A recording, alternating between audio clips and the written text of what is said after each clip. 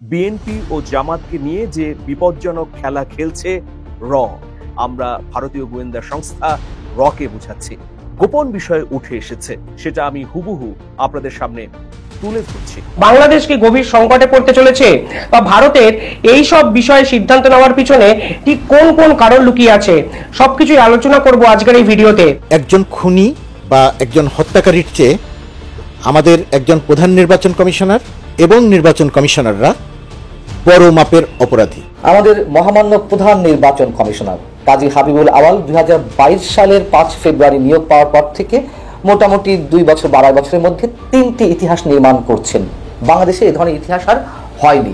স্বরাষ্ট্র মন্ত্রণালয় ঘোষণা দিয়ে কিছু কঠিন সিদ্ধান্ত নিয়েছে যে আওয়ামী লীগ ভিন্ন রূপে নানান রূপে যে বাটপাড়ি করার চেষ্টা করছে সেই সুযোগ পাবে না।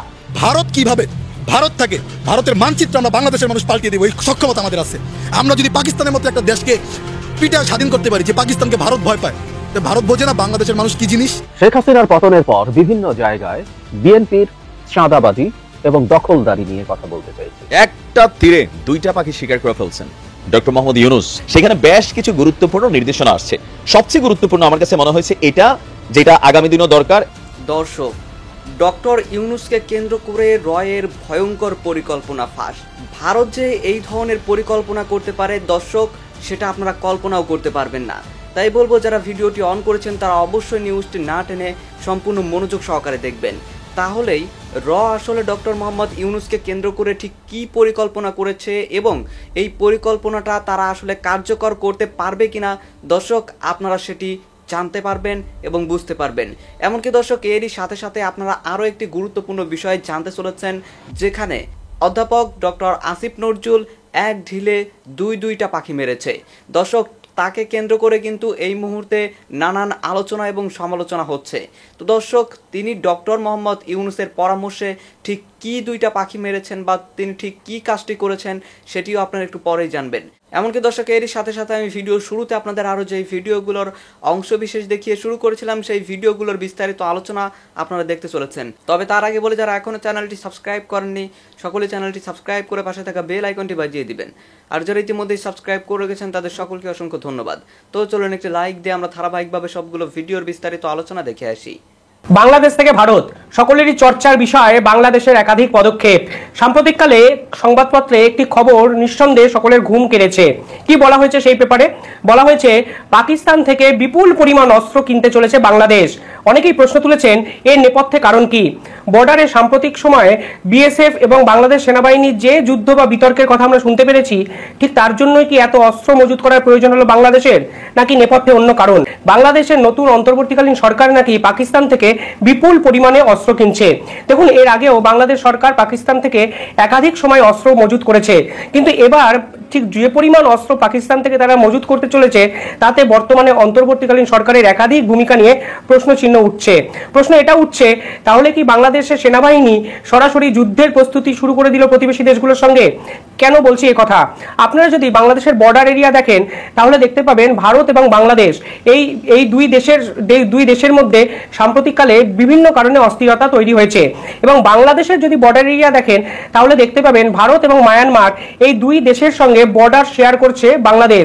ফলে আমেরিকার সাথে বাংলাদেশের ভালো সম্পর্ক, বাংলাদেশের সঙ্গে মায়ানমারের একাধিক সময় যুদ্ধবিগ্রহের সম্পর্ক, সব মিলিয়ে বাংলাদেশের বর্ডার এরিয়াতে আগামী 1 থেকে 2 বছরের মধ্যে যে কঠিন কিছু হতে চলেছে তা সহজেই অনুমেয়। এক্ষেত্রে বলে রাখা দরকার, এখানে পাকিস্তানেরও একটা গুরুত্বপূর্ণ অবদান কিন্তু এই পুরো সিনারিওতে আছে। তা আমি বিস্তারিত নিঃসন্দেহে আপনাদের জানাবো। তবে তার আগে আপনারা শুনলে অবাক হবেন, এবছর বাংলাদেশ সরকার পাকিস্তান থেকে প্রায় 40,000 গুলি, 2,000 ব্যাংকার, মানে 2,000 ব্যাংকার ট্যাঙ্ক যেগুলো হয় সেগুলো, এবং 40 টন আরডিএক্স ওয়াক্স কনসিস্টেন্সি মজুত করেছে। শুধু তাই নয়, এই ওয়াক্স কনসিস্টেন্সি বা আরডিএক্স কিন্তু তুলনামূলকভাবে বড় দেশরা মজুত করে না। তাই এই পরিমাণ অর্ডার দেওয়ার পিছনে কোন কারণ, স্বাভাবিকভাবেই রাজনীতিবিদরা বুঝতে পারছেন না।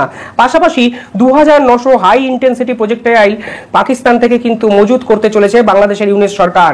আগেও পাকিস্তান থেকে যে পরিমাণ মজুত করত সেই সংখ্যাটা ছিল মোটে 12,000 গুলি। ফলে 12,000-এর বদলে এবার 40,000 গুলির রাউন্ড পাকিস্তান থেকে বাংলাদেশ সরকার আনতে চলেছে। পাকিস্তান, চীন এবং বাংলাদেশ মিলে ভারতের সঙ্গে বিশাল কিছু পরিকল্পনা করল। আপনারা একটা নীতির কথা জানেন, সেই নীতিটার নাম হচ্ছে ডিভাইড অ্যান্ড রুল। ব্রিটিশ আমলে ব্রিটিশরা এই নীতি প্রয়োগ করে উপমহাদেশে প্রায় 250 বছর শাসন করেছে আমাদের এই ভূখণ্ডকে।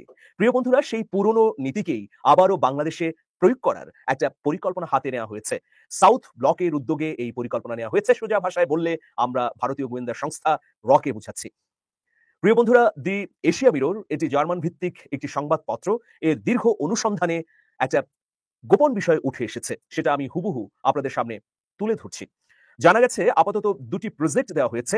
প্রথম প্রজেক্ট 1 সেপ্টেম্বর থেকে 30 নভেম্বর সময়সীমা পর্যন্ত। এই প্রজেক্টের উদ্দেশ্য হলো ডক্টর মোহাম্মদ ইউনূস সরকারের উপর ভর করেছে শিবির, হেফাজত ও হিজবুত তাহরির বামপন্থীদের মাধ্যমে এই বয়ান হাজির করানো।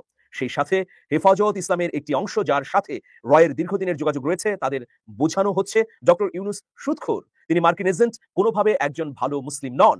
বেশ কিছুদিন গেলে এই সরকার সমকামীদের অধিকারকে স্বীকৃতি দিতে পারে।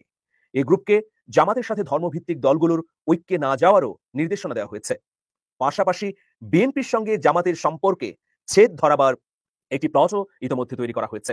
দি মিরর এশিয়া বিস্তারিতভাবে তুলে ধরেছে বাংলাদেশ নিয়ে কি পরিকল্পনা রয়েছে, কি ফাঁদে ফেলার চক্রান্ত চলছে। প্রিয় দর্শক, এই মুহূর্তে গণ অভ্যুত্থান পরবর্তী সময়ে বাংলাদেশের সামনে রয়েছে 3টি সুস্পষ্ট কাজ। সেই বিষয়ে রাজনীতিবিদ সহ গণ অভ্যুত্থানের যারা স্টেক হোল্ডার রয়েছেন তাদের স্পষ্টভাবে জানা থাকা প্রয়োজন। প্রথম কাজ হচ্ছে রাষ্ট্র সংস্কার, যে কাজটির জন্য সারা বাংলাদেশের মানুষ মুখিয়ে আছে।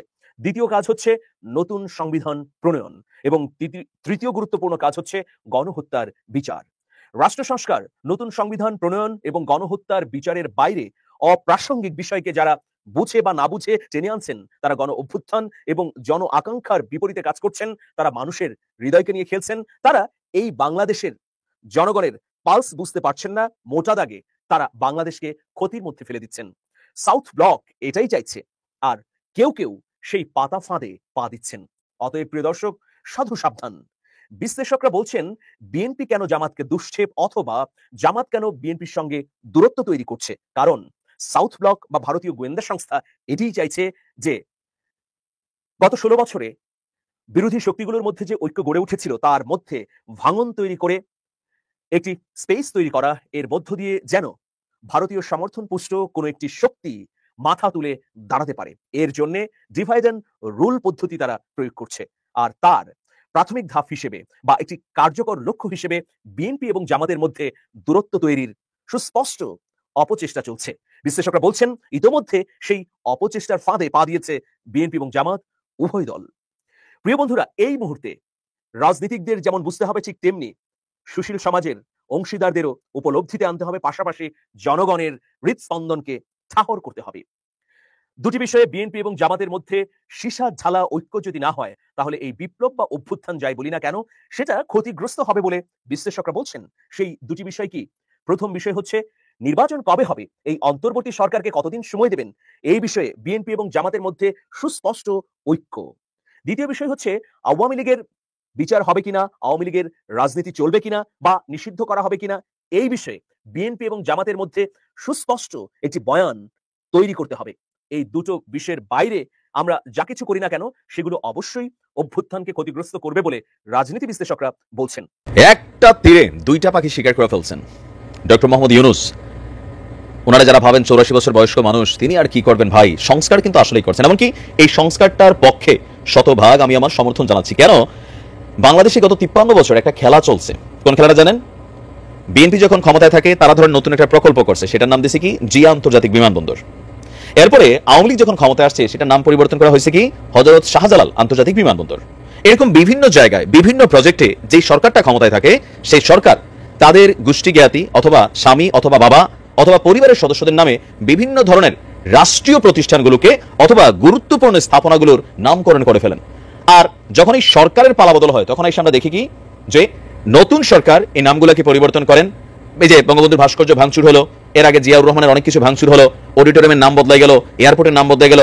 আওয়ামী লীগ এখন যেগুলো বঙ্গবন্ধু রেখে গেছে বা অন্যান্য রেখে গেছে, শেখ কামাল জামাল রাসেল যাদের নাম রেখে গেছে, এগুলো এখন আবার পরিবর্তিত হচ্ছে। এখন এই খেলায় রাষ্ট্রের শত শত কোটি টাকা গচ্ছা মারা যায়। এগুলা কি ধরেন মানে বিএনপির যারা ফ্যামিলিটা আছেন, তারেক জিয়া ফ্যামিলি বা বেগম খালেদা জিয়ার ফ্যামিলি অথবা শেখ হাসিনা ফ্যামিলি, তারা কি তাদের টাকা পয়সা দিয়ে করেন, উপার্জিত অর্থ দিয়া? না, রাষ্ট্রীয় বাজেটকে খরচ করে তারা এই কাজগুলো করেন। এখন এই কাজগুলোতে নানান ধরনের ঝামেলা তৈরি হয়। গতকালকে আমাদের কি বলা যে সচিবদের সাথে প্রথমবারের মতন আনুষ্ঠানিক বৈঠকে বসেছিলেন ডক্টর মোহাম্মদ ইউনূস। সেখানে বেশ কিছু গুরুত্বপূর্ণ নির্দেশনা আসছে। সবচেয়ে গুরুত্বপূর্ণ আমার কাছে মনে হয়েছে এটা, যেটা আগামী দিনও দরকার, একটা নাম, একটা আইকন। এবার এই নামগুলাকে ইন ফিউচারও কখনো কোনো রাজনৈতিক দলের নামে করতে দেওয়ার যে বিধানটা, সেটাই বন্ধ হতে যাচ্ছে। অলরেডি এটা নিয়ে কার্যক্রম শুরু হয়ে গেছে। রাষ্ট্রীয় প্রতিষ্ঠানের নামকরণ, আইনি কাঠামো নির্ধারণে নতুন কমিটি, রাষ্ট্রীয় প্রতিষ্ঠান এবং স্থাপনার নামকরণে আইনি কাঠামো নির্ধারণে অন্তর্বর্তী সরকারের উপদেষ্টা পরিষদ একটি কমিটি গঠন করেছেন। আপনার এই কমিটি গঠন করে মন্ত্রী পরিষদ বিভাগ থেকে একটা প্রজ্ঞাপন জারি করা হয়েছে। তো এই কমিটিটা বেসিক্যালি 4 সদস্যের। এই 4 সদস্যের কারা কারা আছেন? উপদেষ্টা কমিটির আহ্বায়ক, আইন, বিচার ও সংসদ বিষয়ক উপদেষ্টা ডক্টর আসিফ নজরুল, যে আইনের কোন প্যাচে, কোন ধাঁচে রাষ্ট্রের এই টাকাকে অপ্রয়োজনীয় খরচ করার সুযোগ নাই। তো এখানে মূল তীরটাকে মারছে ডক্টর ইউনূস সরকারের পাশাপাশি ডক্টর আসিফ নজরুল ইসলাম মারছে। তো ডক্টর আসিফ নজরুল ইসলামকে নিয়ে এই মুহূর্তে নানান ধরনের বক্তব্য অনেকে বিক্ষিপ্তভাবে দিচ্ছেন। এটা যার যার পলিটিক্যাল পয়েন্ট অফ ভিউ। আচ্ছা, কমিটির অন্য সদস্যরা কারা? স্থানীয় সরকার, পল্লী উন্নয়ন এবং সমবায় উপদেষ্টা হাসান আরিফ, শিল্প উপদেষ্টা আদিলুর রহমান খান এবং পরিবেশ, বন ও জলবায়ু উপদেষ্টা সৈয়দা রিজওয়ানা হাসান। কমিটিকে রাষ্ট্রীয় প্রতিষ্ঠান বা স্থাপনার নামকরণের ক্ষেত্রে একটি আইনি কাঠামো প্রণয়ন করতে হবে। এজন্য কমিটি প্রয়োজনে সদস্য বাড়াতে পারবে আর তাদের সার্বিক সহযোগিতা করবে মন্ত্রী পরিষদ বিভাগ। তো এই কমিটি বেসিক্যালি কোন কাজটা করতে যাচ্ছে? ভিডিওর প্রথম থেকে আমি যে বক্তব্যটা দিয়ে এসেছি, এই আইনটা বাস্তবায়িত হলে বাংলাদেশের মানুষের জন্য ভালো হবে। কোনো প্রতিষ্ঠান, কোনো ব্যক্তি বা দলের নামে আসলেই করার সুযোগ নেই। কারণ এগুলাতে মানুষের মধ্যে কি হয়, ভাঙচুরের একটা উৎসব দেখা যায়। তারপর হচ্ছে দল বদলানোর পর এই প্রতিষ্ঠানগুলোর মধ্যে, যেমন ধরেন এগুলো যদি বিদেশে কোনো ব্যবসা বাণিজ্য করে, তখন হয় কি যে একটা এয়ারপোর্টের নাম বদলালে এটা নানান খরচ কিন্তু হয়। কতশো কোটি টাকা জানি খরচ হয়েছে এটা করতে। কি দরকার ছিল এই নামকরণে? তারপরে যে করছে, তো এখন তার নাই। এখন বিমানবন্দরের নামটা ঠিক আছে, এটা হযরত শাহজালাল, কিন্তু যদি বঙ্গবন্ধু থাকতো, দেখেন বঙ্গবন্ধু টানেল, বঙ্গবন্ধু যা আছে এগুলো কিন্তু অনেক কিছু বদলাই গেছে। নৌকা প্রতীকে লঘুতে যা ছিল। তো এটা খুবই সুন্দর একটা সিদ্ধান্ত হতে যাচ্ছে। আর ডক্টর আসিফ নজরুল ইসলাম তিনি যে কাজটা করেছেন, মোটামুটি এক ঢিলে 2টা পাখি শিকার করে ফেলেছেন। ভারত কিভাবে ভারত থাকে, ভারতের মানচিত্র আমরা বাংলাদেশের মানুষ পাল্টিয়ে দিব, এই সক্ষমতা আমাদের আছে। আমরা যদি পাকিস্তানের মতো একটা দেশকে পিটায় স্বাধীন করতে পারি, যে পাকিস্তানকে ভারত ভয় পায়, ভারত বোঝে না বাংলাদেশের মানুষ কি জিনিস।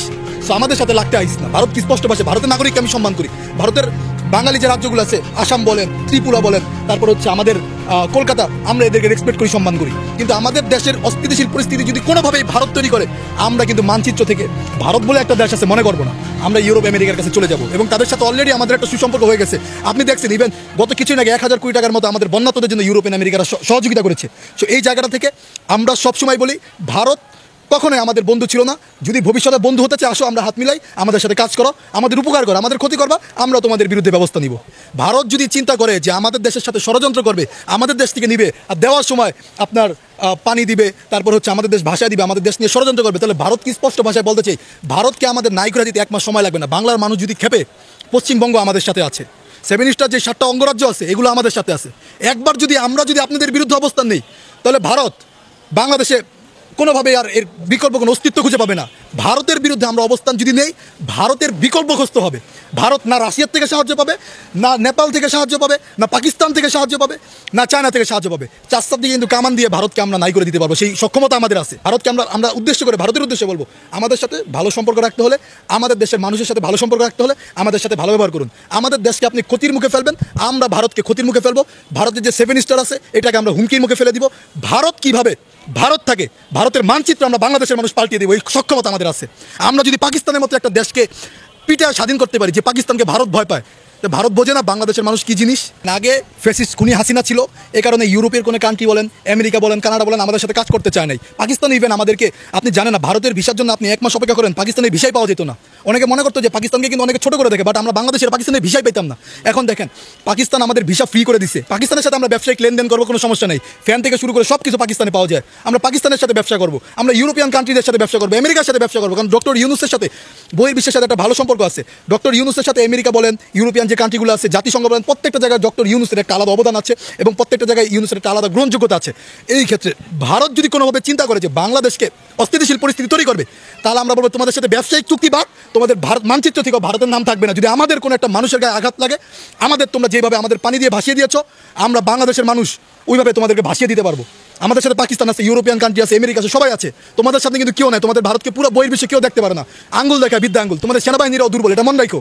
আমাদের সেনাবাহিনীরা যে স্ট্রং, পাকিস্তানের সেনাবাহিনী যে স্ট্রং, তোমাদের এই সেনাবাহিনীও নাই। তোমরা ভিতর দিন ভাই খালি ফাপড় দিতে জানো আর মানুষের বিরুদ্ধে উস্কানিমূলক বক্তব্য দিতে জানো। তোমরা আমাদের সাথে সম্পর্ক ভালো রাখার জন্য যা যা করার করো, আমরা তোমাদেরকে মেনে নিব, কিন্তু কোনোভাবে যদি আমাদের দেশকে অস্থিতিশীল পরিস্থিতি তৈরি করার চেষ্টা করো, আমরা ইউরোপ আমেরিকা এসব দেশের সাথে ব্যবসা করবো। ইলিশ মাছ তো দূরের কথা ভাই, আমাদের দেশের থেকে এক গ্লাস পানিও তারা পাবি না, উল্টা তোদের চিপড়ে আমরা সিস্টেম করে দিব। দর্শক, আমি আশা করছি আপনারা সকলে অত্যন্ত মনোযোগ সহকারে সবগুলো ভিডিও দেখেছেন। এমনকি দর্শক, যদি এই ভিডিওগুলো সম্পর্কে আপনাদের কোনো মতামত থেকে থাকে তাহলে তো অবশ্যই জানাবেন। দর্শক, আজকে নিউজটি শেষ করছি এখানেই, ফিরছি পরবর্তী নিউজে নতুন কোনো টপিকে। আল্লাহ হাফিজ।